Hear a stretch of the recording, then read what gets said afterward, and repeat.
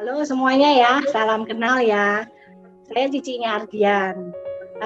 Persis di atasnya Ardian, tapi karena Ardian yang lebih dulu masuk ke AFC, nasib lah. Saya jadi downline-nya Ardian di sini.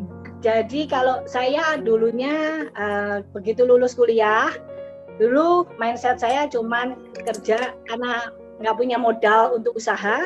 Jadi mindsetnya itu dulu karyawan. Saya termasuk bank yang ditutup kena krismon, ya itu juga ngalamin stres yang luar biasa. Tapi dari situ akhirnya tetap mindsetnya masih karyawan, kerja sama nasabah. Dari nasabah akhirnya kerja di satu perusahaannya kecil gitu, tapi pegang semuanya. Saya rada kalau diajak orang di network tuh apa sih, kayaknya nggak terlalu percayalah dengan itu.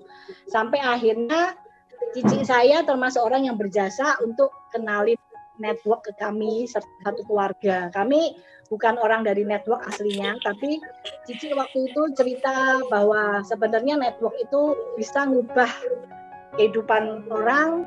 Kamu datang, kamu dengerin. Kamu lihat itu apa, jangan belajar ke orang yang salah. Jangan dengerin orang gagal, dengerin harus dari orang yang berhasil.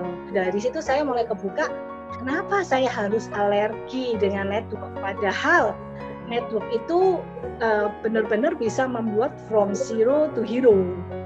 Tadi saya belum cerita ya, saya join Ruby aja nggak ada duit. Saya join Ruby aja utang sama Ardian. Jadi boro-boro buat masuk ke Diamond ya, saya start benar-benar dari Ruby. Untuk join Ruby aja saya pinjem sama Ardian. Tetap ya, meskipun kita saudara semuanya, tapi hitungan bisnis kan tetap ada. Ardian juga tetap aku tetap modal pinjemennya di Ruby, usaha sendiri ya sampai ke Diamond. Dan itu memang tantangan saya. Saat jadi Diamond itu pelan-pelan banget. Jadi Safir berapa minggu kemudian, saya benar-benar jadi Diamond itu baru di 19 Januari. Ya di 19 Januari jadi Diamond benar-benar kerasa, bonusnya beda banget. Nah, benar-benar struggle ngerasain di situ. Saya pulang pergi Bogor, Jakarta, saya tempuh dengan kereta.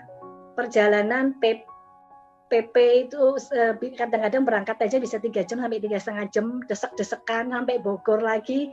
Kereta terakhir itu dari Lipo kan kadang-kadang jam 10, kereta terakhir di Rawabuaya 10:30. Saya lari-lari sampai kereta terakhir sampai Bogor kadang jam 1. Nah itu downline saya juga nemenin itu, Ci, karena dia bantuin dia.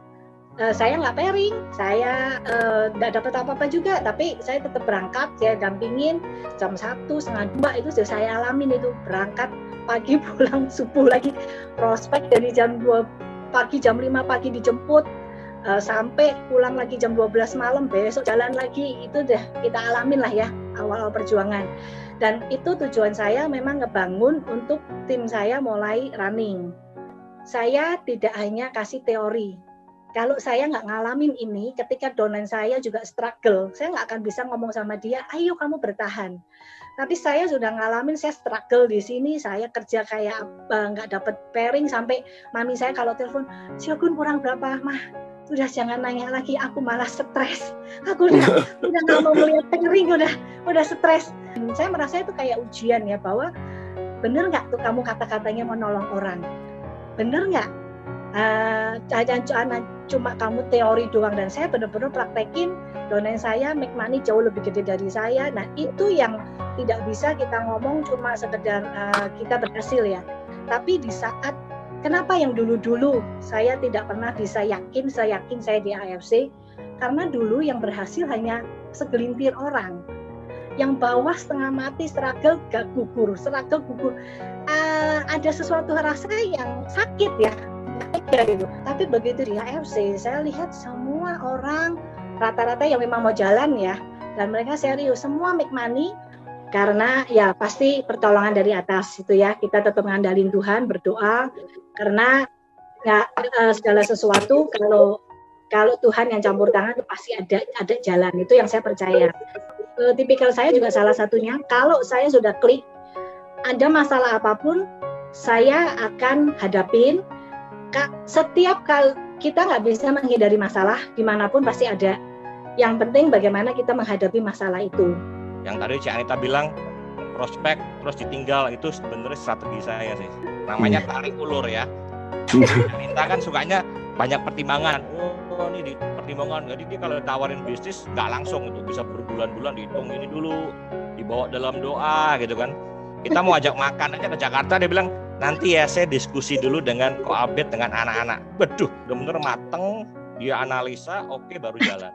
Ya benar-benar melalui AFC ini, Cik Anita yang dulu bukan apa-apa dengan posisi minus, sekarang bertransformasi ya menjadi wanita yang luar biasa, wanita yang sukses.